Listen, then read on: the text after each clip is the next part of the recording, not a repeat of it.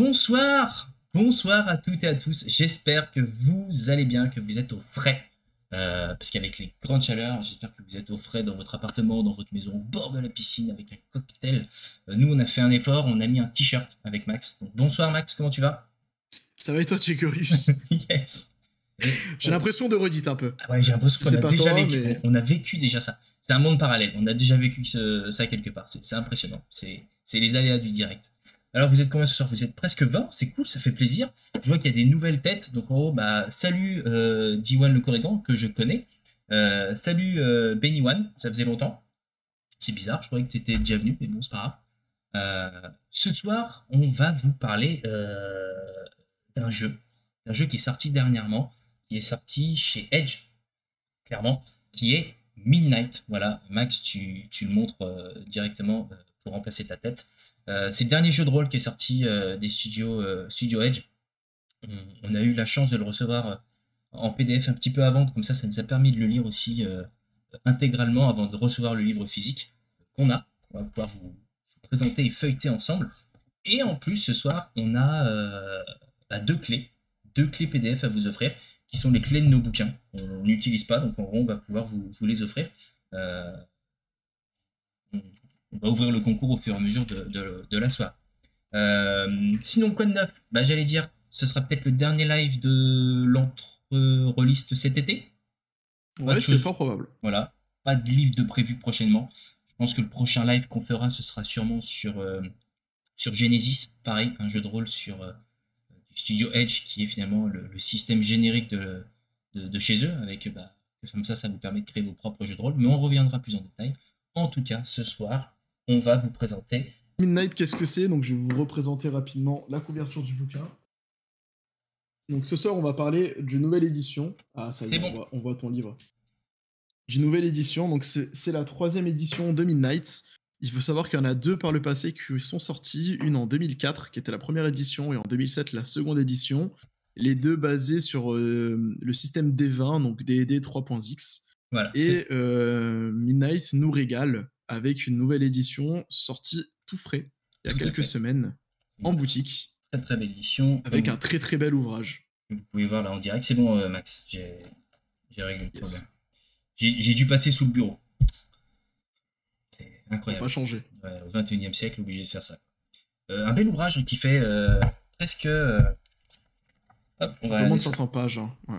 Pas loin, ouais, parce qu'en gros, il est à 369 pages, donc tu vois, pas loin des 400 pages. C'est un bel ouvrage. T'expliquais, donc c'était la 3e édition, je suppose?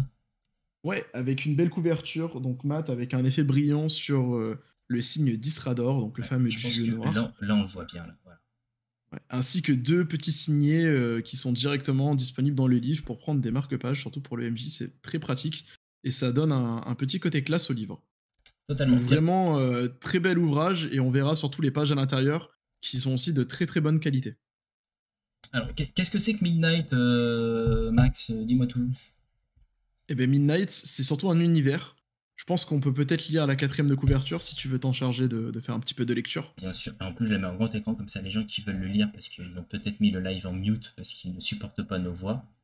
Midnight, donc en gros, l'héritage des ténèbres. Un siècle s'est écoulé depuis que l'ombre s'est abattue. Il y a 100 ans, les forces des ténèbres ont déferlé du nord. Elles ont écrasé les cités libres des humains, repoussé les elfes jusqu'au cœur des forêts et assiégé les nains dans leurs forteresses des montagnes. À présent, les lieutenants corrompus d'un dieu sombre contrôlent d'une main de fer les royaumes brisés et traquent les quelques braves qui se dressent encore contre la barbarie dévorant leur monde. Midnight vous permet d'endosser le rôle de courageux héros luttant contre un mal implacable. Basé sur le document de référence du système de l'Open Game License, cet ouvrage est entièrement compatible avec la 5e édition. Créez un personnage issu des diverses cultures elfiques, humaines, naines, halflings, gnomes et orques de Erendel. Choisissez une voie héroïque qui fera de vous une légende et partez en guerre contre les sinistres légions d'Isrador et de ses légats. Ce livre contient donc en gros 13 nouvelles variantes culturelles spécifiques à l'univers du Midnight, on vous en parlera tout à l'heure. Un système simple de voie héroïque permettant à votre personnage de devenir un champion des opprimés. Idem, on va rentrer dans les détails. De nouveaux dons et sorts adaptés aux défis uniques de Ereden. Un guide détaillé du monde riche et chargé d'histoire de Midnight. Et enfin, de nombreux profils d'adversaires allant de niveau 1 au niveau 20. Les règles ne sont pas incluses dans cet ouvrage. Pour pouvoir l'utiliser, vous devez disposer de DRS de la 5e édition ou une source équivalente. Donc, soit vous Ça, allez c'est vachement important. ouais, Ouais. soit vous allez sur DD Aid, qui est en ligne là. Ouais, c'est ça, c'est DD Aid. Faut pas le dire parce qu'il est pas tout à fait légal, Il mais n'est pas oui, tout à sur fait un légal. fameux site qui permet d'aider à faire du D&D. Voilà. Voilà, comme ça on vous donne pas officiellement le nom. Ou bah, Ou finalement, sinon les bouquins tout voilà, simples. de Donjons et Dragons que vous pouvez obtenir dans toutes les bonnes boutiques de jeux de rôle. À mon avis, ils en ont déjà. Exactement. C'est le jeu qui doit avoir le plus en stock, donc en gros, pas de problème, vous le trouverez Et facilement. le livre des joueurs suffit. Le livre des monstres, vous n'êtes pas obligé de l'avoir, même si Non. c'est un peu plus un conseil de l'avoir quand même, mais c'est pas obligatoire. Et le livre du MJ n'est pas non plus obligatoire pour pouvoir jouer à Midnight. On rappelle également que la version SRD est disponible gratuitement en téléchargement, donc vous pouvez toujours récupérer les règles de base qui font une quarantaine de pages. Vous aurez tout le contenu pour pouvoir jouer. Tout à fait. Petite particularité chez Edge depuis Midnight, puisque c'est le premier à le faire, c'est qu'en gros, dans les ouvrages maintenant que vous achetez en physique, vous avez le code PDF qui est inclus dans le livre. Donc en gros, soyez rapide, c'est ce code-là pour télécharger le PDF. Bien évidemment, c'est une blague, ce n'est pas le cas. Je l'ai caché pour éviter que vous le téléchargiez, parce que je vais le faire gagner incessamment sous peu. Mais effectivement, donc en gros, maintenant, alors j'allais dire dans tous les jeux Edge, non. En tout cas, je sais que c'est le cas pour Midnight, je sais que c'est le cas pour Genesis qui arrive aussi. incessamment sous peu. En tout cas, ils sont en train de mettre en place énormément de choses qui vont permettre d'avoir le physique et le PDF dans la foulée. Donc ça aussi, c'est un bon point, je trouve. Je ne sais pas ce que vous en pensez dans le chat, mais pour moi, c'est clairement quelque chose qui finalement méritait d'être fait, surtout en 2022. C'est pas toujours simple, je l'accorde, je l'entends. Mais on est en 2022 et je pense qu'on est de plus en plus à passer sur de lecture PDF. Alors, bien évidemment, on est tous zérolistes et on adore les beaux ouvrages comme cela, mais on va être honnête, avec Max, on a pu dévorer le livre assez rapidement grâce au PDF. Quand on lit le PDF dans le canapé ou dans le lit, c'est rapide, alors qu'un bouquin qui fait presque 400 pages, c'est pas forcément hyper agréable. J'avoue, moi j'aime bien les deux. Le PDF, j'aime bien. Quand t'es en pause entre midi et deux, dans l'avion ou autre, tu peux lire le PDF. Quand t'es à la maison, tu peux sortir le bon petit livre. Donc j'avoue, les deux, c'est vraiment appréciable. Et il n'y avait pas beaucoup d'éditeurs qui le faisaient. Donc c'est un point positif. Non, c'est-à-dire qu'en gros, là, en termes de PDF inclus dans les bouquins, la plupart du temps, c'est quand vous participez à une précommande ou un financement participatif, le PDF est inclus ou offert. Vous le payez, hein, même parfois.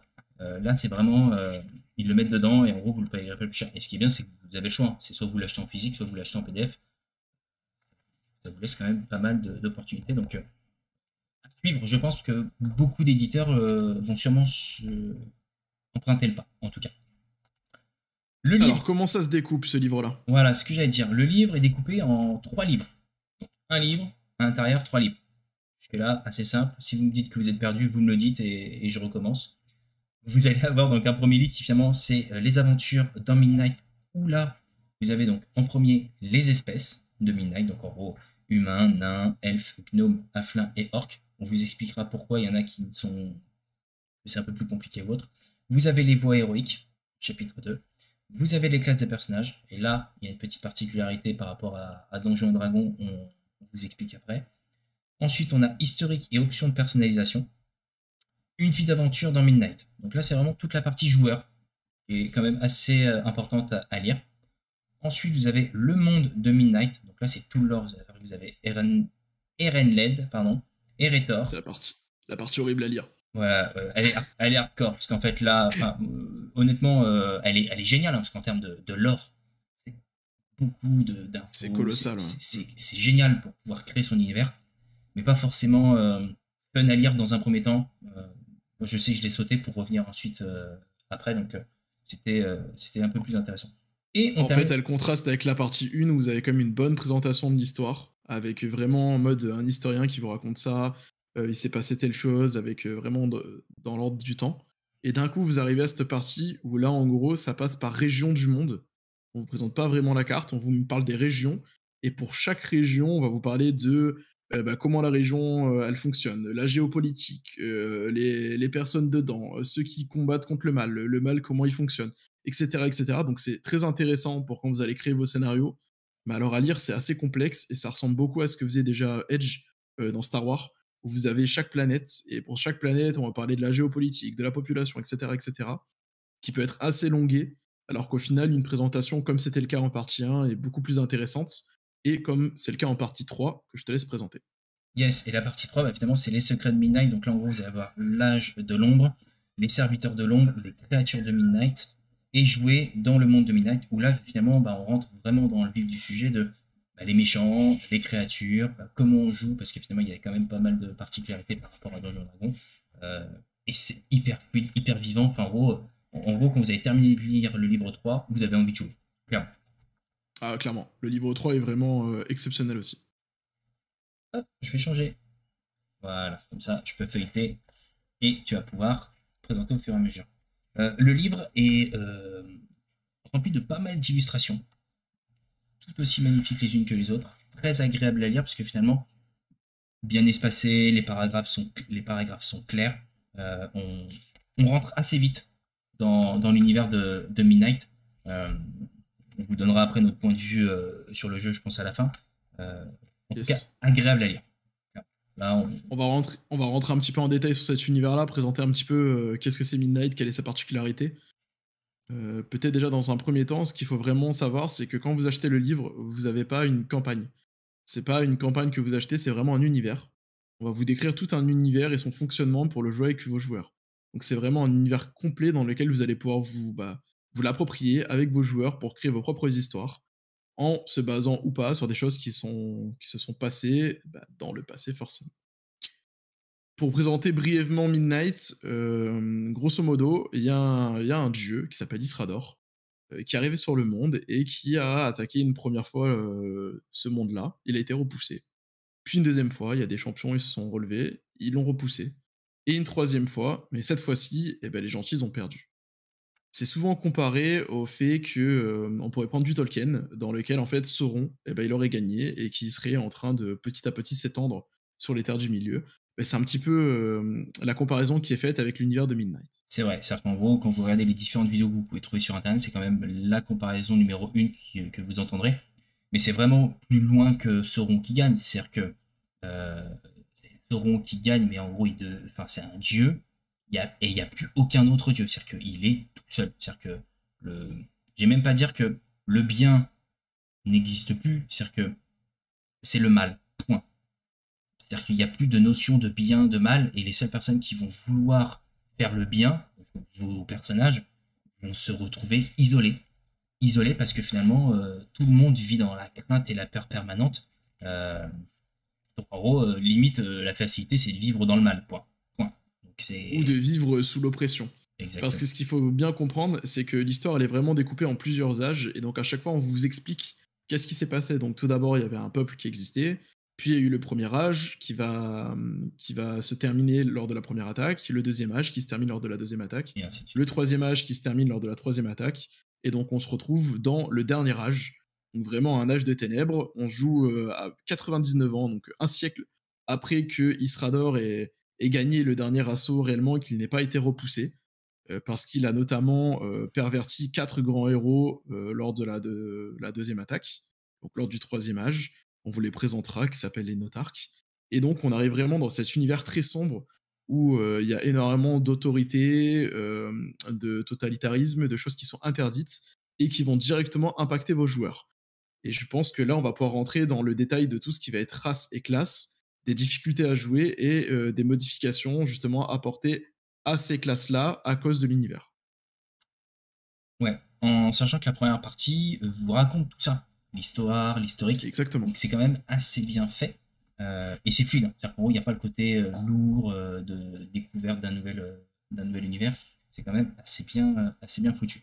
Vous avez pareil, hein, juste avant d'arriver sur les différents livres, euh, vous avez l'explicatif direct de quel livre correspond à quoi. Donc en gros, vous voyez, quand on vous disait que le livre 1 c'était la section des joueurs, en gros, c'est vraiment là où, en gros, vos joueurs, faut lire cette première partie pour venir jouer, j'allais dire, entre guillemets.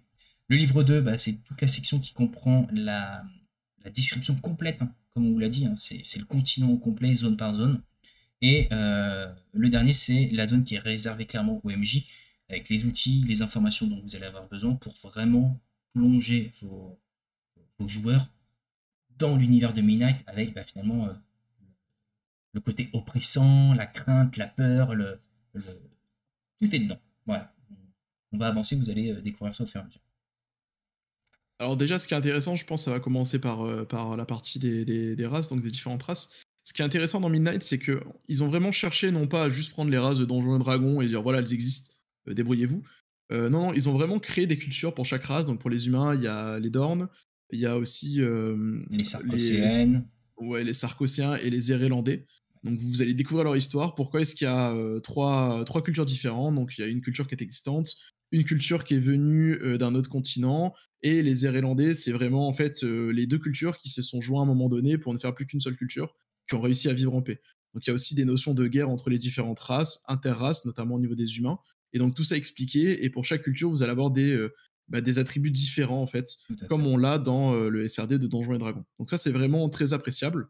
Donc il y a pour les humains, vous avez la même chose pour les nains, avec deux cultures pour les nains. Pour les elfes, il y a 4 ou 5 cultures, où il y a vraiment en fonction de Ouais, la quatre. forêt, s'ils viennent du nord de la forêt, du milieu de la forêt, plus vers le sud ou autre de leur terre, ils vont avoir une particularité différente, ils vont avoir de l'affinité avec de l'eau, de l'affinité avec les bois, etc. Et ça va vraiment modifier la manière de jouer votre elfe, et donc bah, forcément l'optimisation que vous allez essayer d'avoir derrière. Donc ça, c'est vraiment un grand plus. Les gnomes sont vus comme des marchands. Ce sont des marchands dans cet univers-là. Ils ont l'habitude de remonter les rivières et les mers. Donc ils sont là pour fournir. Et ils ont la particularité d'être très mal vus parce qu'en fait, tout le monde pense qu'ils sont des méchants au service de justement d'Isrador, donc le dieu mauvais, parce qu'en fait, ils fournissent quand même de l'équipement et autres bah, à ce camp-là. Alors qu'en fait, c'est pas le cas. Ils utilisent un petit peu ce fait-là pour aussi participer à la résistance qui s'organise. Donc il y a vraiment un peu cette méfiance auprès des gnomes. Et enfin, les Alphelines, ils sont plutôt pacifiques, c'est plutôt des paysans qui cultivent les terres, et ou sinon des nomades qui les parcourent. Et on termine par la race des orques qui sont un petit peu à part, parce que les orques sont vraiment en fait la race qui a été modelée par Isrador, qui a vraiment été créée comme lui il le souhaitait pour le servir, et surtout en fait au niveau de leur culture et de leur organisation. Mais pour autant, vous pouvez jouer un personnage qui aurait en fait eu l'intelligence de se dire bah moi je veux sortir de ça, j'ai été dégoûté de ma culture, de comment ça se passe, et qui deviendrait en fait un paria auprès de sa société. Donc Yes, effectivement. forcément, très compliqué à jouer parce que aux yeux des gens, déjà, vous êtes mal vu, forcément, parce que les orques sont un peu ceux qui vont maltraiter, et ils sont tous ceux qui attaquent, en fait, qui ont attaqué pour prendre possession des terres. Tu veux Et peut-être en même temps, comme vous êtes un traître, vous allez être poursuivi. tu veux peut-être qu'on montre justement les lois de Midnight qui permettent de mettre dans Oh, l'ambiance? on va en parler à la Ok. fin, je pense. On va continuer avec Et- la partie. Donc, c'est les voies héroïques. Yes, Allez, on va parler exactement. des voies héroïques. Donc, dans l'univers de Midnight, comme c'est un univers assez sombre, ce qui a été mis en avant, c'est qu'en fait, Ereden, donc le monde lui-même, peut choisir certains de ses héros. Et donc, il a été mis en place des voies héroïques qui vont être très importantes. Ça va permettre à votre héros, dès le départ, il va devoir choisir une voie héroïque, d'obtenir un don supplémentaire. Et à chaque fois qu'il va gagner un don ou une augmentation de compétences, il va pouvoir en fait choisir à la place de prendre un don de sa voie héroïque. Donc vous en avez différentes. Je ne sais pas si tu peux montrer à la fin le résumé où on a toutes les voies. Yes. L'idée, c'est que ça fonctionne en fait en arbre de talent, c'est-à-dire que vous allez devoir prendre le premier don, puis si vous voulez prendre le deuxième, il faut être à un certain niveau et avoir le don précédent, etc., etc. Et cetera. Et au fur et à mesure de pouvoir vraiment avancer dans votre arbre de talent. Je veux dire, si vous êtes familier de tout ce qui est Donjon, Warcraft, Diablo, vous n'allez pas être perdu puisque finalement, hop, vous avez en fonction les différentes. Les Pardon. différentes voies héroïques. Et ce qui est vraiment important, parce que là, Yes. on le voit un petit peu, on se dit, ouais, bon, il n'y a pas de choses extraordinaires, croyant, guérisseur, bon, ça n'a pas l'air fou. Ce qu'il faut vraiment avoir en tête, c'est que le monde de Midnight, en fait, le fait que le dieu est tombé sur le monde, la magie a été coupée, il n'y a plus vraiment de lien avec les mondes célestes et également avec les autres divinités. Donc, du coup, il y a des races, des classes qui vont pas être jouables, telles que le clerc. On va en parler juste après. Ouais. Et donc, il y a aussi le fait que tout ce qui va être magique, les objets magiques et autres sont très rares. Donc, le fait d'avoir un guérisseur, c'est très très fort. parce qu'il va y avoir très peu de moyens de se soigner dans ce jeu-là. Et on Alors, reviendra un petit peu tout ça en ouais. détail plus tard. Là, je vois, parce qu'il y a pas mal de questions aussi dans le chat, c'est-à-dire qu'il faut se dire que Midnight ce n'est pas Donjons et Dragons. C'est-à-dire que si vous voulez faire une partie de Midnight avec des joueurs, je pense qu'il y a vraiment une grosse session, et même pas une session 0, mais peut-être alpha, où en gros vous leur expliquez l'univers pour pas qu'ils soient déçus, parce que s'ils arrivent sur une session 0 et qu'en gros vous leur dites ah ouais mais en fait tu peux pas faire ça, ah ouais mais en fait tu peux pas faire ça, ben ça c'est pas possible, vous risquez d'avoir de moins en moins de joueurs. Il y a vraiment une étape de découverte de l'univers avant pour vraiment les convaincre. Après vous allez avoir pas mal de joueurs, parce que moi je sais qu'autour de moi les gens foncent direct, je pense que je vais pas tarder à y jouer. Juste pour répondre à D-Wall, du coup, donc les voies héroïques dans cette édition-là, en fait, tu dois en choisir une à la création de ton personnage, et tu as gratuitement le premier don.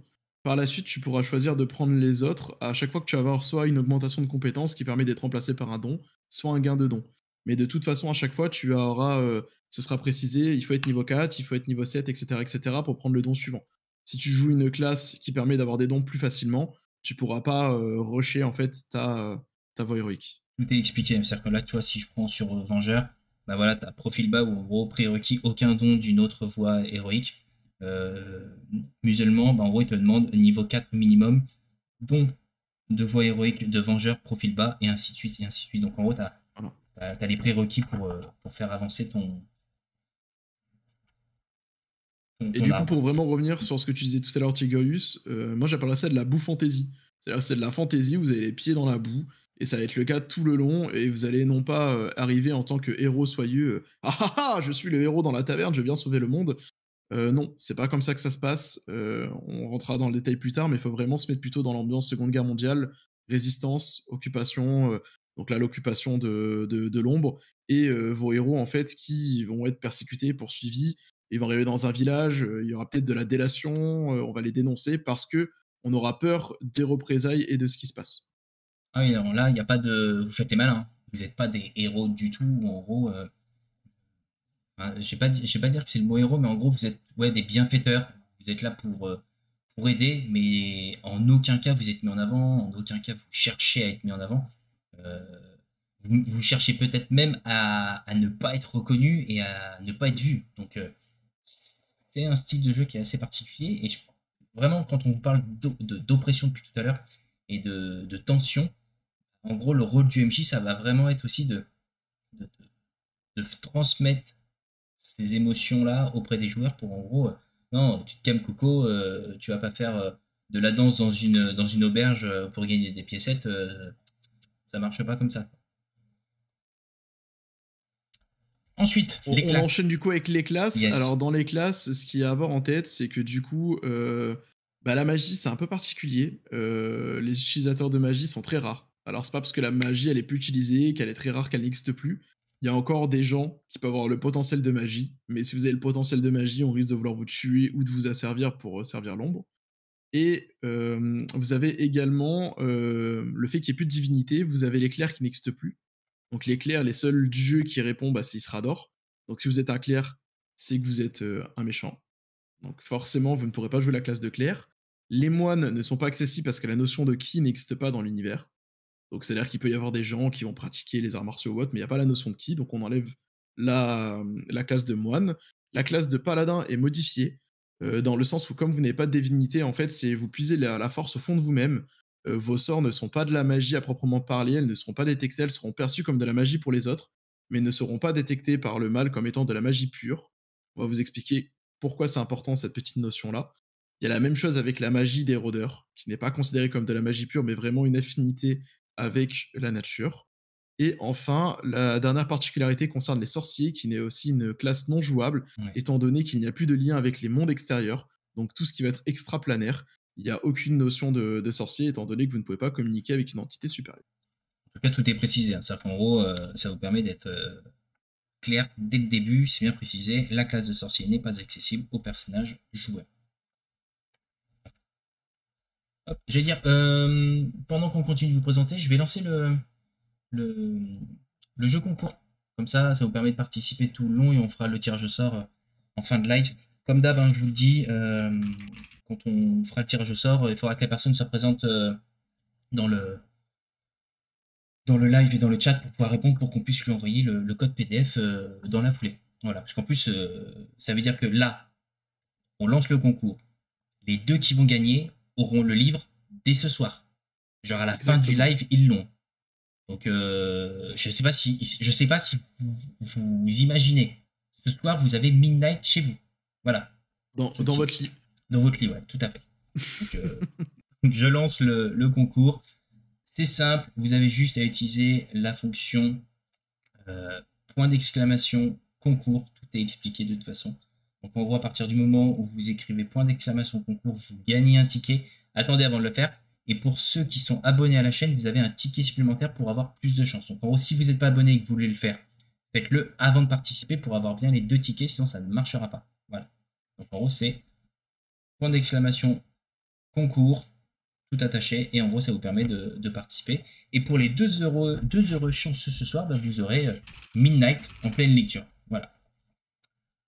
On continue. Donc là, en gros, vous arrivez sur le chapitre 4 qui est historique, option de personnalisation, où là, bah, finalement, vous allez pouvoir avoir des personnalités pour vos personnages. Donc, ils vous ont suggéré certaines, où en gros, vous les obtenez en lançant des D8 ou des D6. Ça vous permet finalement de créer votre personnage et d'avoir un côté un peu plus proche de l'univers Midnight que d'un univers Donjons et Dragons où en gros vous venez d'une grande famille de nobles ou pas et qu'en gros vous êtes plus ou moins riche ou vous êtes plus ou moins héros. Là, ça va vous permettre de créer toute cette partie-là avec vos personnages. Exactement. Je te laisse avancer un peu parce que bon, c'est pas une partie super intéressante déjà dans l'édition. Là, sur cette partie-là, il n'y a pas forcément besoin. Un petit peu, voilà. Les différents dons, vous avez aussi donc la magie, donc des sorts qui n'existent plus. Tout ce qui va être téléportation, extraplanaire, invocation, etc. Tout ça, c'était retiré. Vous en avez du coup de nouveaux qui sont rajoutés. Vous inquiétez pas, la boule de feu, elle est toujours présente. Et normalement, on arrive à la suite à une partie un peu plus lore où on va vous expliquer donc les nouvelles types d'armes, donc les cornes de cerf, les différentes épées. Derrière, c'est la fameuse épée orc en haut à droite. Voilà, on vous présente un petit peu tout ça. Et ensuite, on va parler d'une vie d'aventurier à Midnight. Donc, rapidement, vous présenter les Notarques, donc qui sont les 4 héros déchus. Tu peux tourner encore un petit peu, parce que tout ça, ça va être du lore. Voilà, comment est-ce que la guerre, elle se met en place avec les orques, les différentes lois de l'ombre et l'occupation. Et là, on arrive au plus important, qui sont les lois de l'ombre. Et donc, je sais pas si on lit très très bien. Ah si, mais là, là, vous voyez super bien, là, normalement. Mais en gros... C'est ce qu'il faut afficher sur toute table de jeu, parce que c'est vraiment ce qu'il y a d'important à avoir en tête pour vos joueurs, qui va déterminer la manière comment ils vont jouer, en fait, comment ils vont interagir avec le monde du jeu, parce que c'est clairement ça qui va définir comment je réagis aux situations. Alors, je vais le lire. Vas-y. Rapidement, donc les lois de l'ombre. Tout acte de rébellion directe ou d'assistance porté aux elfes, aux nains est puni de mort. Sont concernés toute ascendance elfique ou naine. La collaboration avec les fées à l'exception des gnomes. Donc on revient à ce que j'ai dit tout à l'heure, les gnomes sont tolérés. Les elfes, les nains, déjà de base, si vous vous baladez et qu'on vous dénonce, c'est la mort. Vous êtes traqué. L'aide aux fugitifs fuyant l'ombre. Donc là, on va parler de tous ceux qui ont été asservis qui sont partis, ou alors aux orques. Les attaques contre un léja ou un agent important d'Isrador. Donc toute attaque contre quelqu'un du culte. La possession d'un objet enchanté. Donc c'est pour ça que les objets magiques vont être rares. Vous allez vous poser la question, est-ce qu'un objet magique, je le trouve, je le garde, sachant que si on me voit avec ou qu'on me détecte, on va vouloir m'attaquer. On va vouloir me dénoncer, j'ai vraiment risque de mort derrière. L'incantation d'un sort et toute autre forme de magie. Donc pareil, se poser la question, est-ce que je lance un sort, sachant que je vais peut-être être vu ou être détecté. Les crimes moins graves, qui pourraient être une menace, limitée pour la domination de l'ombre, sont punis d'asservissement, donc d'esclavage. Sont notamment concernés la possession d'armes ou d'armures de guerre. Donc le fait de se trimballer avec ses armes ou avec son armure clinquante, déjà, c'est pas bon signe. Toute attaque contre un serviteur ou un soldat d'Isrador. Donc toute attaque contre quiconque personne qui sert le culte, qui est de moindre importance, c'est l'asservissement. La présence sans autorisation dans une zone d'accès restreint couvre toute forme de voyage sans autorisation officielle. Donc le fait de se balader, tout ça aussi, et ben forcément, si on arrive à des frontières ou à des postes de surveillance ou autres, c'est un petit peu douteux, parce que les gens ne voyagent pas trop, forcément asservissement. la résistance à une arrestation, le culte de toute autre divinité, toute forme de trafic, le vol ou l'arrestation d'objets destinés à service de la cause d'Isrador, les voyages sans autorisation au-delà des limites de sa communauté, la possession de livres ou de parchemins non magiques. Alors pourquoi ce point-là il est important? Parce que si dans ce monde-là, depuis l'asservissement, en fait, lire et écrire est quelque chose de très très rare, ça n'est plus du tout enseigné. Donc on met un peu des affiches de partout, hein, de ce que les gens doivent respecter, mais on leur apprend plus à lire et écrire. Donc le fait de savoir lire et écrire, c'est vraiment quelque chose d'extraordinaire. Il y a très peu de monde qui le sauront. Et du coup, ça vous permettra de récupérer des informations sur le passé. Donc c'est vraiment quelque chose d'important, et forcément l'ombre pour asservir le peuple ne veut pas que les gens se souviennent de ce qui s'est passé. L'enseignement de la lecture et la non-dénonciation d'une infraction aux lois. Donc forcément, les paysans, ils auront plus tendance à vous dénoncer pour éviter d'être un esclave, d'être asservi ou même tué. Et enfin, les petites infractions et les crimes mineurs sont punis du fouet. Alors il faut savoir que le fouet, c'est pas juste un petit coup de fouet, non, non, non, ça va être des gros coups de fouet qui généralement entraînent la mort ou de très très graves blessures. Sont notamment concernés l'accaparation de nourriture, le retard ou la défaillance du paiement de l'impôt, on parlera plus tard de l'impôt, le refus de détourner les yeux ou de s'écarter du passage d'un légère. Et enfin, l'usage d'une d'une forge sans autorisation. Donc, on revient au tout début, la possession d'armes. Voilà, pour l'impôt, ils se sont inspirés de Impôt Gouv en France. Exactement. Voilà. Vous verrez, on va vous expliquer. Donc ouais, non, en gros là, c'est clairement ça met dans l'ambiance. C'est-à-dire que cette feuille, Max, tu le disais, il faut vraiment la mettre sur toutes les tables pour vraiment que les joueurs se souviennent que quand ils ont une interaction avec un villageois, avec quelqu'un, ils peuvent être balancés à n'importe quel moment parce que finalement, s'ils ne le font pas, soit ils meurent, soit ils sont fouettés et ils meurent, soit ils sont esclaves et ils meurent. Donc en gros, tous les choix que vous ferez seront forcément importants par rapport à ça. Exactement. Et du coup, ça permet de revenir sur le pourquoi il n'y a pas beaucoup d'objets magiques, parce que forcément, au fur et à mesure, les objets ont été collectés par le dieu, donc Isrador pour Isrador, parce qu'il a un besoin de magie en fait. Hein. On reviendra peut-être un petit peu dessus tout à l'heure sur le but du culte, qu'est-ce qui est mis en place, etc. Mais il a un besoin de magie, donc il récupère ces objets-là pour récupérer de la magie. Et donc, ça va être super rare d'en trouver, et surtout, c'est pas quelque chose qui va se transmettre, vu que forcément, c'est quelque chose d'interdit. Sur la magie également, sur la magie et le soin, parce que le soin, du coup, vous n'avez pas la magie divine, vous n'allez pas avoir de potion de soin. Les potions de soin vont être quelque chose de très très très très rare. Ça va être un objet qui va être exceptionnel d'en trouver. Donc tout ce qui va être guérisseur, soin de base que vous pourrez apporter va être très important. Et donc il y aura vraiment cette notion que chaque blessure va être compliquée à gérer. Ça va vraiment impacter votre personnage et la manière dont vous allez jouer. Et enfin, ça impacte aussi énormément l'économie, étant donné que, vu que les armes sont interdites, tout ce qui va être magique est interdit, on va être dans un univers où en fait, il n'y a pas vraiment de monnaie, on va plus fonctionner au troc.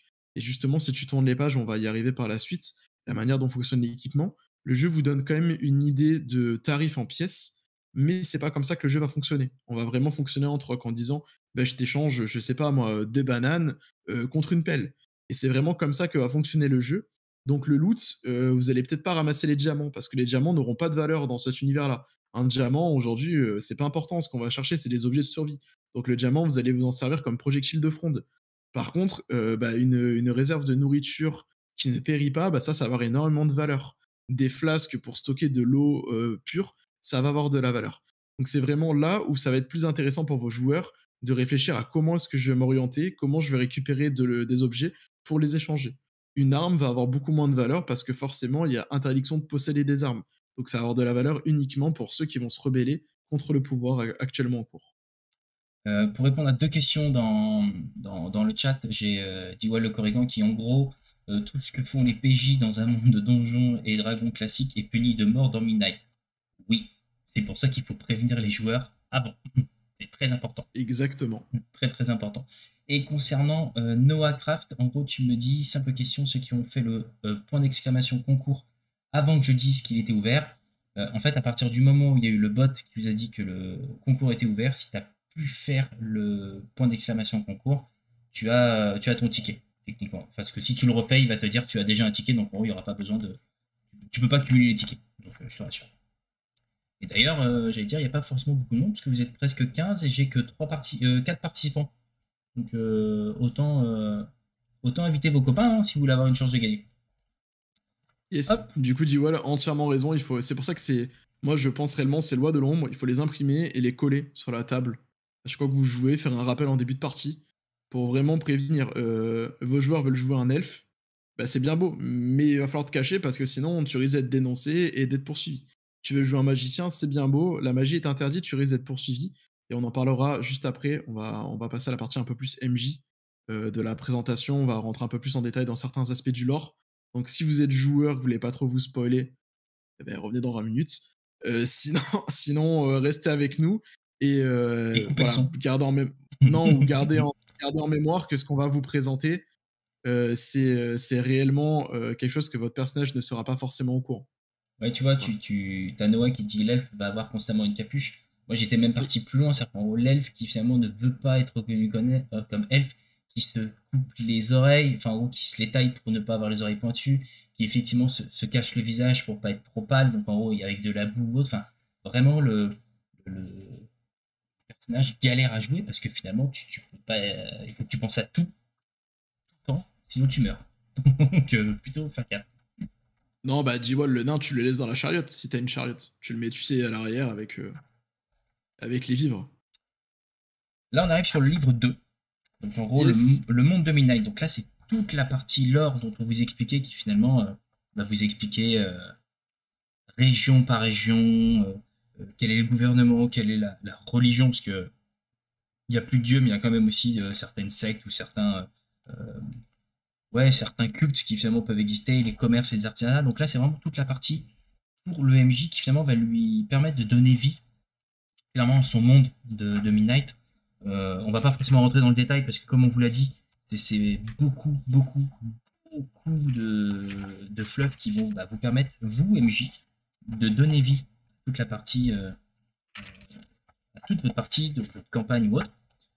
Hop, vous avez une jolie carte qui est juste ici de Redden. Qui arrive assez tard. Hein. Moi, je l'ai trouvé qu'elle arrive trop tard dans le Ouais, livre. ouais. C'est-à-dire que là, je suis à la page 190. Voilà, donc 190, ça a l'air que tu as déjà mangé 4 ou 5 régions de description et tu ne sais toujours pas placer dans le monde. C'est ça. Elle aurait mérité d'être légèrement, soit au début du chapitre 2. Je pense que ça aurait été effectivement la meilleure place. Moi, je pense carrément, tu sais, en couverture. En Oui, je couverture, vois, d'avoir la sur carte. le côté, ouais, à l'intérieur. Il y a beaucoup de jeux qui font ça. Ils le mettent ici directement. C'est pas bête. Très belle en tout cas la carte. Ouais, et alors, on vous le mettra dans. Oh, je peux peut-être le faire là pendant qu'à un moment donné Max va parler. Je vous mettrai le lien du méga. C'est un lien que Edge a mis à disposition avec tout le contenu du jeu. Donc ça vous permettra de le récupérer si vous le souhaitez. Donc là, encore des régions, hein, comme je vous l'ai dit, on va pas rentrer dans. On va pas rentrer dans le détail parce que, bon, déjà, moi, ça a été la partie qui a été la plus compliquée à lire. Moi, cette description en mode guide touristique, c'est pas mon fort. Je préfère tout ce qui est partie histoire. Donc la partie 1, je l'ai dévorée très rapidement, et la partie 3 aussi, parce qu'on revient un peu plus dans ce mode-là, c'est beaucoup plus intéressant, tandis que là, on est vraiment focus par région. Je me dis, en fait, j'irai lire les régions en fonction de où est-ce que je vais faire jouer mes joueurs. Tout à fait. C'est-à-dire qu'en gros, c'est vraiment Mais là, il y a plus de 100 pages dédiées aux régions. C'est pas forcément le plus intéressant à lire, quoi. En tout cas, c'est hyper complet. C'est-à-dire qu'en gros, il faut vraiment se dire que cette partie-là, c'est pas qu'elle sert à rien.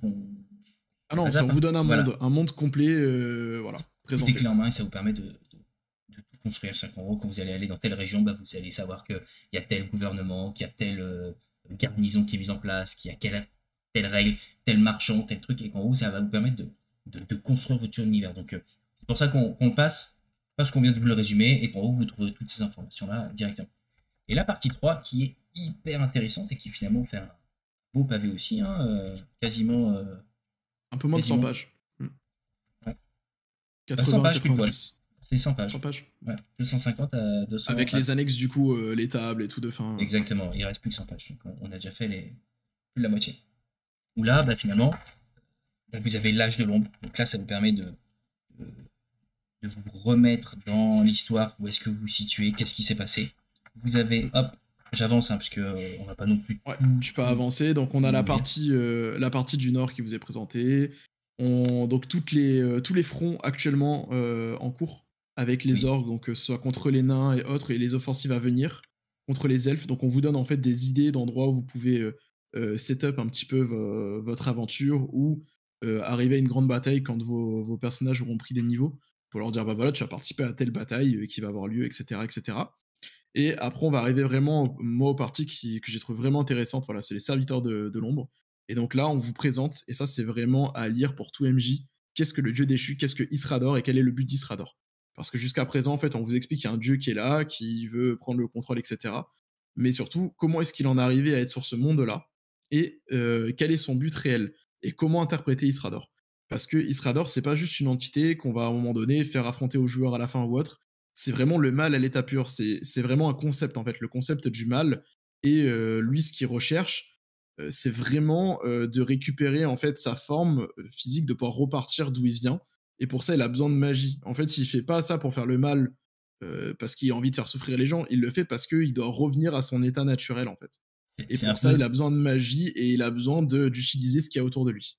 C'est un mélange entre Sauron et Voldemort en fait. C'est-à-dire que le gars, il n'est pas en forme physique et en gros, il est obligé effectivement de, de se charger en source de magie pour pouvoir récupérer de la force. C'est vraiment Sauron et Voldemort quoi. Quand tu lis le truc, je te dis, ils ont fait un mix des deux méchants pour. Et ça fait mal hein. En même temps, déjà que Sauron il fait peur, Voldemort aussi, vous imaginez le tumulte des deux, vous n'avez pas envie de le rencontrer quoi le gars. Alors, ce qui est super intéressant en plus là-dessus, c'est que bah, les créateurs ne vous disent pas de jouer en fait Isrador il est mortel, vous pourrez jamais le tuer, ou ne vous disent pas bah en fait tu pourras le tuer. C'est-à-dire qu'en fait c'est votre MJ qui décidera comment il va vous faire évoluer dans ce monde-là. Ça peut très bien être un monde où déjà l'espoir n'existe que très peu.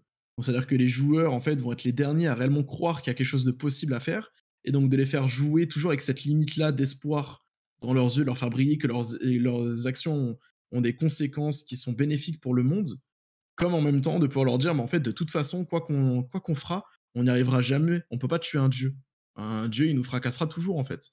Et Ouais, donc, il y a vraiment cette notion-là, et c'est super intéressant, et c'est vraiment l'EMJ qui va réussir à créer l'envie aux joueurs d'avancer dans la campagne. tout à fait. D'ailleurs, il y a une partie un peu plus loin où ils expliquent jouer avec un dieu, on vous en parle juste après. Les miroirs noirs. Qu'est-ce que Alors, on va c'est? parler des petits miroirs noirs. Alors, les miroirs Les noirs, ils vont de petits, combo avec les nexus de pouvoir, ils sont pas si qui petits que sont ça. expliqués un peu plus loin. Ce qu'il faut comprendre, c'est qu'en fait, dans l'univers, certes, la magie, elle a été coupée avec les autres mondes, mais il y a encore des puits de magie qui existent. Et en fait, ces puits de magie-là, bah forcément, Isrador, comme j'ai dit, il cherche à s'accaparer la magie.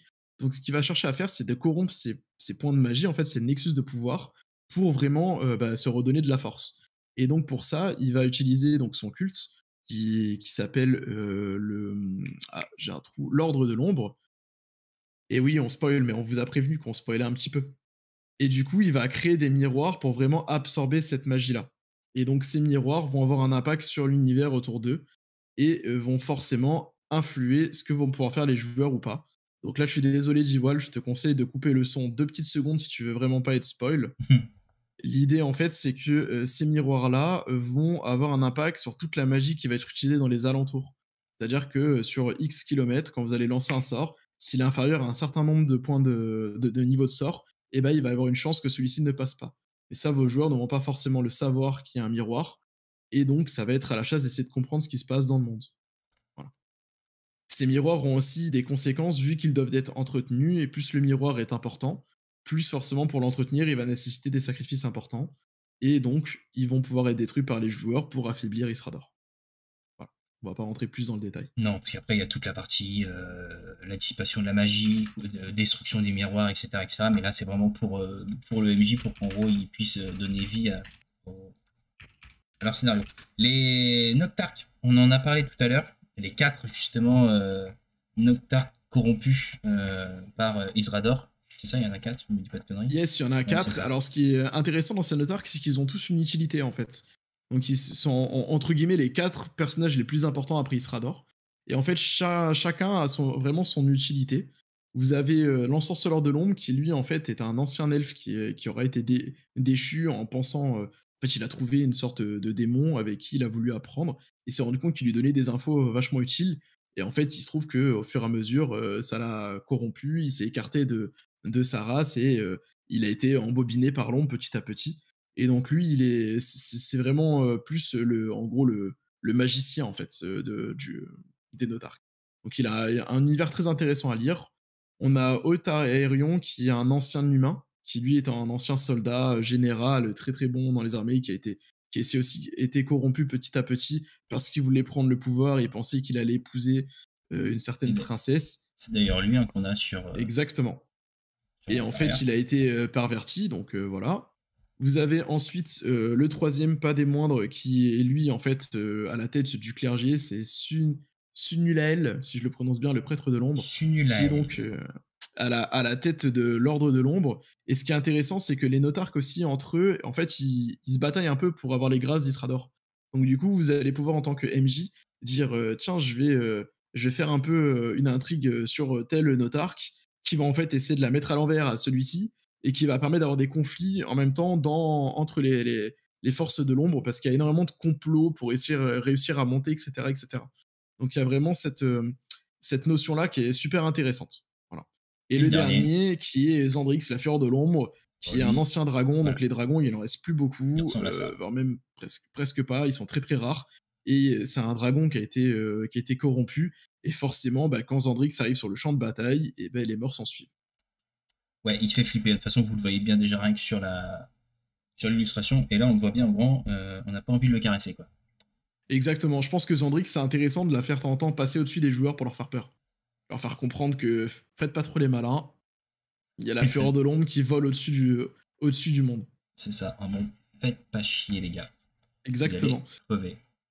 Le bouquin, du coup, il continue sur la présentation de l'Ordre de l'Ombre. Alors, si tu peux revenir un tout petit peu en arrière. Ouais, pardon, excuse-moi. Les soldats de l'ombre, tu veux dire? Alors, ouais, en fait, tu as donc toute l'Ordre de l'Ombre. Donc, il va vous présenter le culte, comment il fonctionne, comment créer donc des clercs pour les faire combattre à vos PNJ, donc à vos PJ, pardon. Ce qui est intéressant, c'est qu'en fait, le clergé est différencié en 3 catégories. Donc, il y a les gamineurs, il y a les majeurs et je sais plus comment ils s'appellent les derniers. C'est juste la page d'après. Pardon, excuse-moi. T'as le petit tableau en bas, encore une. Et t'as le tableau en bas à gauche, normalement. Encore une, alors. Les mineurs Voilà, mineur, et rendez les gars. Donc, voici majeur mineur, et temple. le premier léger. Voilà. Voilà. Et donc, du coup, pour chacun, on va vous donner à peu près une idée de niveau. Et en gros, on vous explique que les mineurs, bah, ils font les tâches ingrates. Souvent, ils sont utilisés par ceux du dessus pour des complots pour essayer de monter. Ceux au-dessus, donc, il y a les gars du temple, les gars majeurs. Donc, ils vont être plus en charge de Miroir Nord et autres. Et après, vous avez les premiers les gars qui, déjà, et eux, sont vraiment à la tête et qui vont diriger généralement les ordres qu'on va voir après. Donc, il y a différents ordres qui sont mis en place. Donc, je sais pas si tu peux les lire, parce que moi, c'est trop petit pour moi pour lire les titres. Alors, Mais attends. tu as, voilà, les gardiens d'Obsidienne. Si tu tournes encore un peu. Les gardiens d'Obsidienne. Les gardiens le conclave. d'Obsidienne, le Voilà. conclave de la tendre pitié. Tu as les légas soldats. Tu as également Umbral Catholicum. Les voix de l'ombre. Ils sont un peu à part. Ouais. Chasseurs de sorcières. Chasseurs de sorcières. Voilà. Et après, c'est les soldats de l'ombre. Exactement. Et donc, en fait, les soldats de l'ombre, c'est les orques. Et donc, dans chaque ordre a son but. Et par exemple, bah, les premiers que vous pouvez faire rencontrer à vos joueurs, ça va être les chasseurs de sorcières, surtout s'il y a des sorciers. Parce qu'il y a énormément de groupes qui se baladent avec des sortes de chiens, en fait, qui ressentent la magie, ils sentent la magie. Et du coup, ils vont pouvoir traquer les magiciens. Un petit peu comme dans Star Wars, Dark Vador avec les. Comment ils s'appellent? C'est non, c'est pas les inquisiteurs. Tu Qui cherches traquent les lesquels? Jedi. Ah, c'est On les voit inquisiteurs, justement si. Si, les dans la inquisiteurs. série Obi-Wan, ouais, c'est les inquisiteurs. Exactement, qui vont traquer les Jedi. Et donc, du coup, il y a vraiment cette notion-là que vous pouvez faire ressentir la même pression à vos joueurs en traquant les magiciens. Et enfin, la partie un peu plus orque. Donc là, on va vous présenter les orques, les us et coutumes, comment ils fonctionnent. Donc on va pas trop rentrer dans le détail, mais grosso modo, Non, mais t'as toutes vous les légions. avez voilà, un orque militaire, une culture militaire qui est mise en place, matriarcale, avec donc les femmes qui vont plutôt s'occuper de tout ce qui va être magie et culte. Et enfin, l'ordre de l'ombre, les militaires qui eux vont être séparés en légions, un petit peu comme dans Guild Wars 2 pour ceux qui jouent à des MMO au niveau des chars, où en fait chaque légion a son honneur, a son utilité, va aller sur des fronts précis et va vraiment servir d'une certaine manière Isrador. Yes. Et l'une des dernières parties, hop, les créatures de Midnight. C'est-à-dire qu'en gros, là, c'est tout le rajout qui a été fait. C'est-à-dire que on vous parlait tout à l'heure des créatures de Donjons et Dragons. Bah, vous en avez aussi dans Midnight, c'est-à-dire que c'est pas une obligation de les utiliser, celles de Donjons et Dragons, vous pouvez, hein, mais vous allez avoir donc énormément de choses. Donc, quand vous allez avoir les aberrations, les animaux, Alors, avec c'est une partie importante, hein, parce que les animaux, étant donné que bah, c'est assez sombre, assez sauvage, il y a beaucoup d'animaux sanguins, en fait, qui vont être agressifs envers les joueurs. ils le sont tous, Parce hein. que, Le faucon, alors, voilà, ils ont tous une forme sanguinaire et voilà. Bon, l'alligator de base, tu vas pas t'en rapprocher, tu vois. Le loup, pareil, un tigre non plus, un ours, un singe, tu vois, un singe sanguinaire, un singe, vraiment, c'est pas trop violent, tu vois, donc c'est assez hardcore. Justement, tout à l'heure, tu parlais des dragons, bah, il en reste quand même quelques-uns, il n'y en a pas non plus des tonnes, t'en as qu'un, je crois. T'as voilà, Xerxes, qui est le dragon qui a été blessé justement lors de la fin de la deuxième attaque. donc ok, non, t'as celui-ci, t'as également Verlatis et Anaxima. En gros, Voilà, t'en as pas non ils vous les plus. présentent, mais il faut se dire vraiment qu'ils vont pas en croiser énormément. Non. C'est quelque chose de très très rare. Et ça peut être justement à un moment donné dans votre campagne que vous allez les amener à aller les rencontrer parce qu'il y aura besoin de faire une alliance avec eux. Vous avez les élémentaires, les fées, les géants, vous avez les monstruosités, donc là c'est des trucs chelous qui existent dans l'univers de Midnight. Les célestes, on va faire un petit arrêt là-dessus parce que Hop, c'est important quand vas-y. même. Ok. Avec les esprits et les célestes, c'est juste la page d'après les chiens. Les célestes et les filles. Voilà, on va expliquer parce qu'en fait, c'est pas parce que l'univers est coupé des mondes externes qu'il y en a forcément plus. En fait, ce qui se passe, c'est que tous ceux qui étaient présents avant la coupure du monde, donc qui s'appelle l'éclipse, en fait, se retrouvent piégés dans ce monde-là. Et donc, petit à petit, ils vont perdre, en fait, leur. Oui, justement, oui, je réponds juste à la question. Les légers ont toujours les Astyrax, exactement. C'est les chiens qui sentent la magie. Donc, oui, ils les ont toujours. Et en fait, ces esprits-là, ça peut être des déchus, des anges ou autres. Ils sont ce qu'on appelle des égarés. En fait, ils sont perdus en fait dans cet univers-là. Ils sont les déchus, pardon. Ils sont perdus et donc petit à petit, ils perdent leur affinité et perdent leur corps, leur force vitale et ils vont essayer en fait soit de voler un corps, si c'est le cas de démons ou autres, pour avoir un corps physique et continuer d'exister, ou alors ils vont essayer justement d'aider les PJ, si ça va être des anges ou autres, pour essayer de regagner de la force vitale de cette manière-là. Donc il y en a encore qui sont disponibles, qui existent dans ce monde-là, et aussi énormément d'esprits. Pourquoi? Parce que c'est vrai qu'on n'en a pas tout à fait parlé, mais dans l'univers d'Ereden, donc de Midnight, quand quelqu'un meurt, en fait, il est amené à hanter l'univers. C'est-à-dire que soit il va être ramené en tant que mort-vivant assez rapidement, et va devenir ce qu'on appelle un forcené, c'est-à-dire qu'il va petit à petit donc se relever en tant que mort-vivant, avoir encore ses souvenirs d'humain, mais petit à petit revenir à un état primaire, un peu comme un zombie. Donc au fur et à mesure, il va devenir de plus en plus primal, revenir à un instinct primaire. Ou alors, en fait, il va avoir une tâche importante à accomplir, et dans ce cas-là, il va devenir un égaré. Et donc, ça va devenir un esprit qui va être possible de croiser, qui va vivre un peu pour lui pour réussir à atteindre sa tâche, et qui pourra donc exploiter des joueurs ou les aider si ça correspond à son but. Voilà. Et donc c'est quelque chose de vraiment très important, c'est-à-dire qu'à chaque bataille, les morts rejoignent Isrador. J'allais dire, Je sais pas si- c'est une partie qui est quand même très complète. C'est-à-dire que Oui. pour la partie créature, j'allais dire, elle doit faire au moins une quarantaine de pages, si c'est pas plus. J'essaie de le montrer, mais c'est quand même assez. Ouais, clairement, hop, je suis 307. Ouais, c'est ça, 40 pages. 40 pages de créatures et elles sont vraiment toutes aussi complètes les unes que les autres.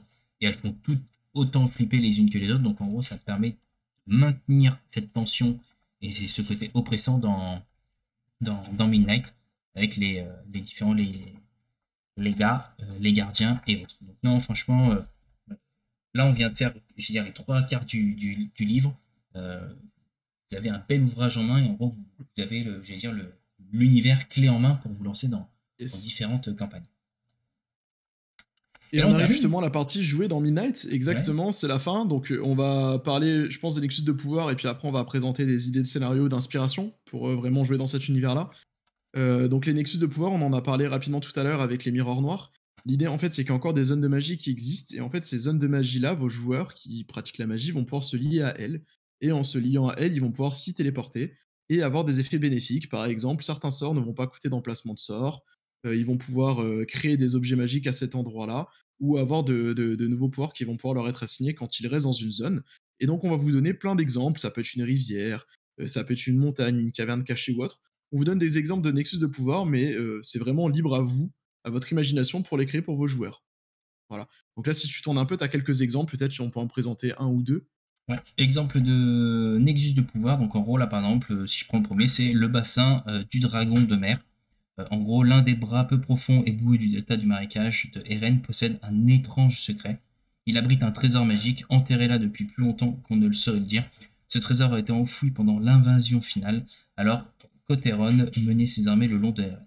Avant que les ordres de l'ombre n'arrivent à Sarun, un arcaniste humain cacha nombre de ces précieux objets magiques sur la côte afin que les légats ne s'en emparent pas.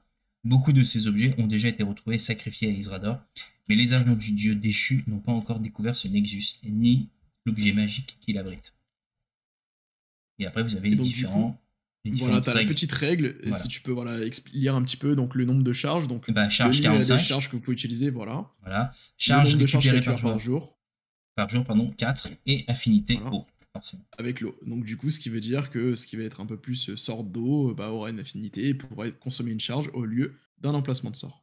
Et vous avez quand même pas mal de Nexus de pouvoir. Vous en avez, Et là, ouais, il y a une bonne dizaine de pages pour présenter des Nexus. Il y en a une bonne vingtaine. Au moins, ouais, facile.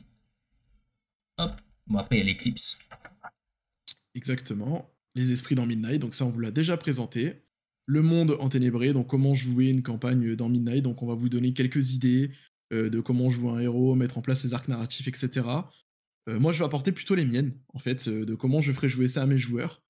Moi, personnellement, en fait, je leur cacherai un peu ce qui s'est passé. Enfin, tout dépend de leur race. Si j'ai un joueur qui va jouer un elfe, bah, je vais lui donner quelques briques, parce que forcément, il pourra être au courant. Mais s'il va jouer un humain ou autre, bah, en fait, je vais lui donner que les événements en cours.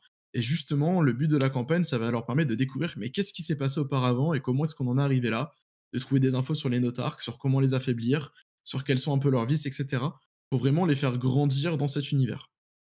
Les autres inspirations que je trouve, j'en ai déjà parlé un petit peu, ça va être Star Wars, la traque des Jedi, pas forcément la traque des magiciens. Si j'ai un magicien, de toujours leur mettre la pression, d'être traqué, puis qu'à un moment donné, la traque s'arrête, ils se retournent contre leur agresseur.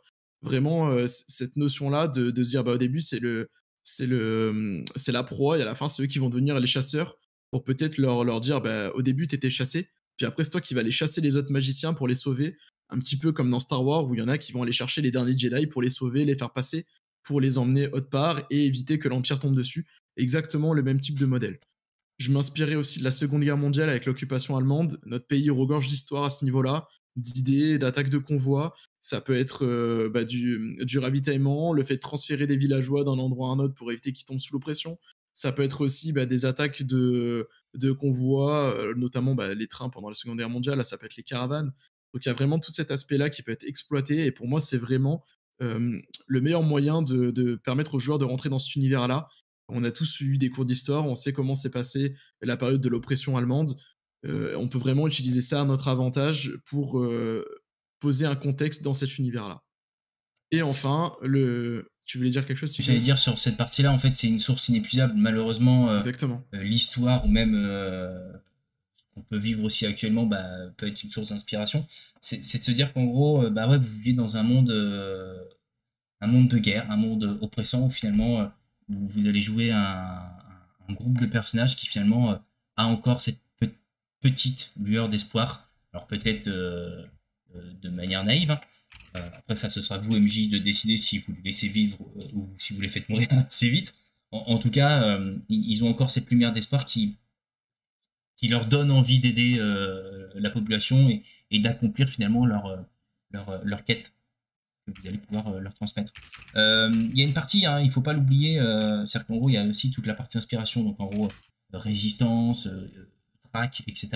Il ne faut pas oublier que donc en gros, le grand méchant, c'est Isrador, mais c'est un dieu. Vous ne le rencontrerez jamais, et en tant que MJ, vous devez tout faire pour qu'il ne le rencontre jamais. C'est vraiment une présence dans l'ombre. C'est un dieu qui, comme on vous l'a dit, n'a pas de forme physique. Donc en gros, c'est vraiment ouais, la présence maléfique tapis dans l'ombre qui finalement, vous ne pourrez absolument rien faire. Donc en gros, je ne vais pas dire que c'est un jeu où finalement vous perdrez dans tous les cas, mais Isrador est intouchable. Il a gagné quoi. fin du game. On vous dit pas qu'il peut pas perdre, on vous dit juste que c'est un dieu. Et c'est pas un dieu comme on va trouver dans des univers à la Warhammer ou des D&D que vous pouvez aller taper et le tuer. On vous dit voilà, il faut le jouer comme étant le mal incarné. Le mal, il est pas là pour faire forcément souffrir les autres. Il est là pour servir son propre intérêt. Vraiment comme, voyez-le comme les alignements dans D&D, le mal, il sert son intérêt. Et donc du coup, lui, son objectif, c'est de revenir en vie, de revoir de nouveau une apparence physique. Et c'est pour ça qu'il fait tout ça. Après, c'est votre MJ qui décidera, est-ce que vous partez sur il n'y a plus d'espoir, dans tous les cas, tout ce que vous faites, c'est juste gagner du temps pour éviter aux gens de souffrir dans leur pauvre vie de mortel, ça peut être le cas. Ou est-ce qu'à un moment donné, vous allez quand même faire un affrontement et avoir une conclusion à votre arc narratif. Ça, c'est votre MJ qui décidera. En tout cas, le jeu ne vous ferme pas sur l'un ou sur l'autre. C'est ça qui est vachement intéressant. C'est que peut-être en fonction de vos joueurs, vous allez jouer un arc narratif ou l'autre arc narratif en fonction des décisions et de comment est-ce que vous avez avancé avec eux. Et après, vous avez toute la partie création d'aventure, parce que finalement, le livre ne comporte pas de scénario. Aucun scénario, non. Ouais. Rien du tout. Ça fait d'ailleurs quelques lignes. C'est pour ça que moi, je préférais vous apporter quelques idées d'inspiration. Et d'ailleurs, la dernière inspiration que vous pouvez utiliser, qui est assez simple, c'est le Seigneur des Anneaux, la montée en puissance de Sauron, donc vraiment le tout début du Seigneur des Anneaux, avec la parallèle avec l'expansion d'Isrador, donc c'est-à-dire que Sauron se reforme, les armées se préparent, petit à petit son influence gagne du terrain. Il y a tout ça en fait aussi qui se met en place, étant donné que même s'il a gagné une guerre, il a des territoires conquis, il a d'autres territoires qui sont encore qui ne sont pas sous contrôle, qui ont besoin d'être conquis, notamment chez les nains et chez les elfes. Et donc il y a toute cette pression-là avec potentiellement des montées de groupes de culte chez les elfes qui est en train d'être mis en place par certains pour essayer de pousser les gens à se rebeller contre le pouvoir en place, etc. etc. En gros, c'est vraiment des idées d'inspiration. Pour le Seigneur des Anneaux, elle partait carrément même sur le livre Le Silmarillion. Oui. Pour ceux qui ne le connaissent pas, c'est toute la partie où en gros Sauron essaye de revenir sous une autre forme. En tout cas, je vais dire, je spoil un peu quand même, c'est pas grave. Je suis en train un peu de spoiler l'histoire. Bon, en tout cas, il y a une ombre qui attaque les terres du milieu et on ne sait pas qui c'est. En gros. Mais oui, vous pouvez vous inspirer des œuvres de Tolkien, notamment. Qu'est-ce que je veux dire? Je vais vous partager ce qui arrive, parce que aujourd'hui, vous avez le livre, donc en gros, qui est vendu, donc en gros, 49,99, hein, comme on vous l'a dit, fait pratiquement 400 pages. Vous avez le PDF qui est inclus dedans, d'accord, directement au tout début de l'ouvrage, qui finalement se télécharge donc sur Drive Through RPG, avec le code que vous voyez juste ici d'ailleurs. Et moi, ce que je voulais vous montrer, c'était la suite, ce qui est prévu prochainement. Exactement. Voilà, vous avez donc le kit du maître de jeu qui est prévu d'arriver très très très prochainement. Ils estiment qu'il devrait arriver sur 3e trimestre, voire 4e trimestre, donc en gros, soit septembre au plus tôt, ou pour Noël, clairement, avec un magnifique écran qui clairement inspire la joie de vivre. Dans le kit du MJ, justement, il y aura normalement une petite aventure et il y a les couronnes de l'ombre aussi qui sont prévues. Oui. Une campagne complète dédiée. Alors, je te laisse enlever ton navigateur. Yes. Qui est utilisé à la fin du bouquin. Donc, on n'a pas encore de date, mais la réédition de la couronne de l'ombre. Donc, c'est une campagne qui était déjà sortie dans les précédentes éditions. Je sais pas, Diwal, si tu as eu l'occasion de la jouer ou pas. Mais voilà, elle est prévue en réédition. Certains sont déçus parce qu'ils préfèrent avoir de la nouveauté. Mais c'est toujours bien de réadapter les anciens classiques pour les nouveaux joueurs qui découvraient l'univers. Sachant qu'en plus, elle est plutôt pas mal, la couronne de l'ombre. Moi, j'ai pas eu l'occasion de la jouer, mais j'ai surtout vu de bons retours. Donc voilà, c'est quelque chose qui sortira aussi très prochainement. Totalement. Hop, si on devait... Alors déjà, je le fais petit rappel, il y a toujours le jeu concours qui est en cours. Et on va arriver sur la fin. Dans 2 minutes. Voilà, on va vous donner notre retour du jeu, parce que maintenant, ça fait un peu plus d'un mois qu'on a eu l'occasion de le lire. Donc, pour les derniers retardataires, c'est le moment de participer. Comme je vous l'ai dit, en gros, on fait gagner donc 2 clés PDF, et ça veut dire que ce soir, vous avez le PDF. Ce soir, sur votre boîte mail, vous avez le PDF. Voilà, je le répète, c'est ce soir, vous avez le PDF du jeu Midnight. Qu'est-ce que j'en ai pensé moi personnellement? Je me souviens, au tout début, je t'avais dit, non, il m'intéresse pas, je vais le lire, mais bon, bof. J'ai été pris tout de suite dans l'univers. C'est-à-dire que le livre 1, je l'ai dévoré. Mais j'ai dû le dévorer, j'allais dire, dans la soirée, hein, clairement, quand je l'ai eu. je me suis très vite projeté dans cet univers. J'ai trouvé ça génial, le fait de supprimer certaines classes de l'univers Donjons et Dragons, d'instaurer cette peur et ce côté oppressant constant. Euh, bon, j'ai été un peu freiné sur le livre 2 parce que finalement c'est beaucoup de fluff et ça perdait en rythme. Donc j'ai vite lu le livre 3 et je suis revenu sur le livre 2. Mais clairement, pour moi, c'est un magnifique ouvrage, déjà d'une. Ça va être un très très bon jeu de rôle qu'il va falloir faire vivre, je pense notamment à la communauté. Parce que, finalement, c'est toujours ça, un certain jeu de rôle, ok, il se vend, mais après, il faut le faire vivre derrière. Euh, pour moi, c'est gros coup de cœur. Gros coup de cœur des derniers jeux de rôle qui ont pu sortir. Donc, clairement, pour moi, ouais, c'est un super jeu. Parce que finalement, vous allez faire autre chose que du Donjon et Dragon. C'est-à-dire que, vous voyez là aujourd'hui avec Stranger Things, Donjon et Dragon étant très très haut dans les ventes, bah, c'est une alternative. Et c'est une alternative qui clairement fait le taf de ouf. C'est-à-dire que, ok, c'est les règles de Donjons et Dragons, mais c'est dans un univers qui est totalement différent et qui finalement va encore s'agrandir, parce que finalement, avec les extensions qui vont arriver prochainement, ça donne clairement envie. Donc pour moi, gros plus. Gros oui. Yes. Alors pour moi aussi c'est un gros oui. Moi dès que j'en ai entendu parler, je me suis renseigné un peu sur ce qui existait, je suis allé sur les forums de la première et deuxième édition pour en comprendre un peu plus. Je voulais vraiment savoir qu'est-ce qui se passait dans cet univers-là. Et vraiment j'ai pas été déçu, j'ai mangé les 150 premières pages en un aller-retour en avion. J'ai fait un aller-retour en week-end, j'ai mangé 150 pages, j'ai été freiné par la partie 2, j'ai lu une bonne moitié, et après j'ai fini la partie 3 par contre que j'ai dévoré en 2 jours, qui était vraiment super intéressante. Je devais le masteriser la vendredi pour une première session. Finalement, la session a été reportée, mais je vais le masteriser. Et je vais voir justement, peut-être que je vais enregistrer les sessions en mode podcast pour les partager si c'est vraiment intéressant, pour vous donner un petit peu une idée de l'univers, mais rien n'est promis encore. Ça reste sur le papier.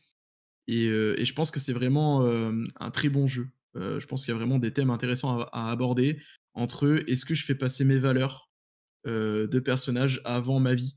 Est-ce que si je vois des paysans qui sont en train de se faire martyriser, je suis paladin, je vais aller les aider parce que voilà, je fais passer mes valeurs avant la vie de mes camarades. Et tout ça, je pense, c'est des questions qui se sont posées nos arrière-grands-parents, nos grands-parents pendant la Seconde Guerre mondiale pour certains, on fait partie de la résistance ou pas. Et c'est ces questions-là que vont se poser les joueurs. Et je trouve ça vraiment intéressant. Ça changera du j'attaque et je loot. Ouais. Et comme disait D1, tout ce qui est interdit dans Midnight, c'est ce que les joueurs de Donjons et Dragons font, bah ça va vite les freiner. Et ça va donner aussi, je pense, une dynamique différente sur les tables de jeux de rôle et c'est cool. Franchement, Et, gros oui. et Gros table d'ailleurs, de Edge. Si je peux donner un conseil, c'est avec vos joueurs, vraiment définissez les thèmes que vous souhaitez aborder. Et voir lesquels vous souhaitez aborder et pas aborder. C'est vraiment des thèmes adultes. Midnight, comme c'est quelque chose de sombre, du coup, de vraiment définir qu'est-ce que vous acceptez d'aborder avec vos joueurs et qu'est-ce que vous n'acceptez pas. Et c'est ça qui va vraiment driver votre campagne petit à petit. On va clôturer ce live. On va clôturer également le jeu concours. Je vois que tu as Malaxel qui se demande comment faire. C'est simple. Écoute le son de ma voix. Tu appuies sur le point d'exclamation de ton clavier et tu écris concours tout attaché et tu participes. Me fait de l'œil. Eh ben, tu auras peut-être la chance de le gagner. C'est-à-dire qu'en gros, là, si tu écris donc point d'exclamation concours, tu peux gagner. Alors, Max, bien évidemment. C'était pour montrer l'exemple. Voilà. Tu n'as pas le droit de gagner le PDF. Tu as déjà le livre, Max. Tu ne peux pas tout avoir. Je suis un mouton. Ah non, tu as peut-être la chance de le gagner. Bon, allez, on laisse encore. Avant de faire gagner le bouquin, moi j'ai une petite question pour le chat. Qu'est-ce que vous avez pensé de cette présentation? Est-ce que ça vous a donné envie de jouer à Midnight ou pas? Pendant que Tigreus prépare le lancement. Je pense. Je fais le compte à rebours pendant qu'ils sont en train d'écrire. Allez, 10, 9, 8, 7, 6, 5, 4, 3, 2, 1. On clôt le jeu concours. C'est terminé. Vous ne pouvez plus jouer. Ciao, bonsoir. C'est terminé. Donc là, en gros, on n'a pas vu beaucoup de joueurs, mais ça va permettre de... J'ai 9 joueurs exactement. 9 joueurs. Et ben allez hop, je fais donc le premier tirage au sort. Nous allons voir sur qui ça va tomber. Attention, verdict, le premier tirage au sort. Oh, bravo! Attention, le premier joueur, c'est D1 le Corrigan. Bravo. Eh ben, bravo. Alors, t'as pas gagné les 2 clés, hein. Le message est faux, hein. Tu te calmes, parce que je vois sur ton écran, tu t'es excité. Donc, ok. Et je vais faire un deuxième vainqueur. Attention, alors, qui ça va être? attends, avant de tirer la deuxième clé déjà. D-Wall, est-ce que tu acceptes la clé PDF ou est-ce que tu la remets en jeu? Merci beaucoup. Ah oui, en mode non, je ne la veux pas, je la laisse rejouer. Non, non, je ne suis pas Apparemment, excité. il est pas excité pour l'instant. Alors, attends. Enfin, pas trop. Mais tu la gardes ou tu la remets en jeu? Le truc qui Est-ce peut, que tu la remets en jeu? le truc qui peut jamais s'arrêter en fait. Non, mais je la remets en jeu. C'est jamais. S'il a déjà, qu'il le veut pas. Peut-être qu'il l'a déjà. Je suis preneur. Il est car je vais preneur. jouer pendant Allez, les il vacances. nous reste plus Allez, qu'une clé hop. à faire gagner. Et plus qu'une seule clé. Allez hop, c'est parti. Deuxième tirage au sort. Nous avons Seldar. Seldar, es-tu parmi nous? Seldar, est-ce que tu acceptes cette clé? Es-tu avec nous? Parce que je vous le rappelle, il faut que vous soyez présent pour pouvoir gagner la clé. Ce serait dommage que tu ne sois pas là. J'ai écrit une campagne Midnight, jamais joué. Et bah tu vois, ça va être parfait. Ça va être l'occasion. Tu auras la nouvelle édition comme ça. Et on lui laisse une petite minute. Ouais, Seldar, pardon, hop. Est-ce qu'il est pas parti manger à un moment donné en mode... Non, c'est Noah qui a dit qu'il partait manger, je crois. Attention, il ne reste plus que 30 secondes avant de remettre la clé en jeu. Ouais. En tout cas, D1, je me charge de t'envoyer la clé. Hein. C'est-à-dire qu'en gros, une fois que le live est terminé, je lui enverrai la mienne du coup. Ouais, parce que je t'envoie ce code-là, truc, D1. Donc en gros, 1, 2, 3, 4, 5, 6, 7. Hein, voilà, tu peux commencer déjà à écrire. Tu verras, ça marche bien. Et bah allez hop, bah, j'ai envie de te dire apparemment Seldar n'est pas là. Et ben vas-y, relance. Et bah allez hop, on relance. Tant pis pour Seldar, désolé. Les règles sont les règles. Et Cargrand, je sais pas si je le prononce mal. Cargrand. Cargrand, est-ce que tu nous entends? Si tu es là, nous venons de t'offrir une clé PDF pour Midnight. Alors j'espère que tu es encore là. Ce serait dommage qu'on en ait 2 qui gagnent et qui ne soient pas là. Cargrand, yes, il est là, Cargrand. Ah bah génial. Et bah c'est parfait. Et bah Cargrand, nous allons prendre contact avec toi pour t'envoyer. Alors est-ce qu'on peut t'écrire un petit message en mode coucou, ça va? Alors, est-ce que Cargrand, tu souhaites remettre ta clé en jeu ou est-ce que tu la gardes? Ah, tu penses qu'il va... Tu sais, si la personne n'est pas intéressée ou qu'a déjà le livre, peut-être qu'elle la remet en jeu. Non, je pense que regarde, quand il a écrit le « Ah, je suis là, oui », c'est plutôt le gars de « Putain, vite, vite, vite, je le veux ». Moi, je le vois plutôt comme ça, tu vois. C'est jamais. Tu vas peut-être nous le dire. On attend. En tout cas, merci de nous avoir suivis ce soir. Max en a parlé tout à l'heure. Mais on a sorti, je vais dire, une série de gardes, logiquement, je pense. Ouais, je pense aussi qu'avant, je vais lui écrire. Je veux bien que tu partages le lien, Max. De notre vidéo, je suis en train, Je suis en train de le récupérer. Si tu as un projet de Let's Play Midnight, je suis ton MJ. Eh ben, je note. Je note. Eh ben, écoute, avec plaisir. Oui, justement, je dispose du livre. Je suis arrivé sur le tard. Ah, je préfère laisser la tu chance vois à quelqu'un qui n'a pas le livre. Quelqu'un qui n'a pas le livre. Ah, c'est Grand gentil. seigneur Cargrand, moi je dis grand seigneur, on peut relancer la clé. Eh, mais c'est un truc de ouf. Ce soir, ça ne va jamais s'arrêter. C'est ça qui est bien, tu vois, c'est que c'est un grand seigneur, plutôt que de gâcher une clé. Et tu rigoles ou quoi? C'est Malaxel qui va gagner. Bravo Malaxel. Et ben voilà, Malaxel qui doit être content d'avoir eu sa clé PDF pour découvrir Midnight. Si je dis pas de bêtises, Malaxel disait je regarde tous vos replays sur YouTube, ça fait du bien de vous voir en live. Et bah je vais te dire, voilà, ça. Bravo Malaxel. Bravo. Tu peux remercier du coup Cargran pour la clé PDF, lui faire un gros bisou. Ouais, tu peux lui envoyer ta clé d'ailleurs. Le mec a rien compris. Et mettons, on savait que t'allais garder la clé du coup. tu m'enverras ta clé, Max, pour que je lui copie-colle dans la foulée. Yes, ben moi j'enverrai la mienne. Je vais faire plus simple, envoyer la mienne directement à D-Wall. Ok. Oui, bah vu qu'on est sur le Discord, c'est plus simple. Chose, et puis. Ok. Et bah je fais Maxwell dans. Un scénario de Midnight sur DD4. Et comme ça, je lui envoie la clé du PDF. Et bah voilà, comme ça, Malaxel, je te l'envoie là tout de suite, juste après que le live soit terminé. Comme ça, tu pourras le télécharger sur DriveThru RPG directement. Merci à toutes et à tous de nous avoir suivis ce soir. J'espère que vous avez été au frais, parce que moi, je crève de chaud là à l'instant T. Donc, je suis content de terminer pour aller pour aller me rafraîchir. Merci de nous avoir suivis. Continuez de nous suivre, de vous abonner sur les différents réseaux sur lesquels on est, parce que finalement ça nous permet de vous proposer des petits trucs gratuits comme ça sur nos lives. Donc en gros, merci à toutes et à tous. Profitez de vos vacances si vous partez en vacances. Si vous ne profitez pas de vos vacances, profitez du beau temps ou pas. Le truc horrible. Lisez du JDR et jouez, parce que finalement c'est comme ça qu'on pourra continuer de vivre tous ensemble et de s'amuser. Voilà. Le mot de la fin, Max? Et ben, vous retrouverez ce replay sur YouTube. C'était notre premier entre-release présente en live, plutôt que de le faire en vidéo préenregistrée. Yes. Et sur ce, bonne soirée à tous. Bonne soirée à toutes et à tous. Ciao. Ciao.